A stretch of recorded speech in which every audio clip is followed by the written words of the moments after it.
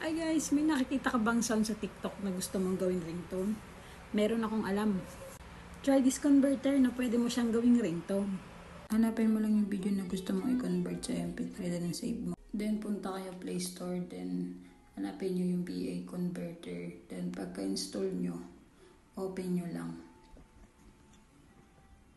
Then pag na-open nyo na, hanapin nyo yung video to music. Then allow nyo lang. Then pagtapos, hanapin nyo lang yung video na gusto nyo maging ringtone at i-convert sa MP3. Then save nyo. Pwede nyo rin to explore guys. Marami to. Hindi lang MP3. Kayo na bahala kung anong gusto nyo. Pero pipili natin MP3. Then pagka-click natin, hintayin na lang natin siya. Then okay na to. Na-convert na natin yung MP4 to MP3.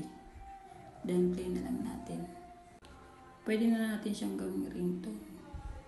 Ayun guys. Pwede mo siyang phone ringtone, SMS ringtone, alarm ringtone. Yun lang guys. Kaya ano pang inaantay mo? Download this BA converter para may maangas kang ringtone.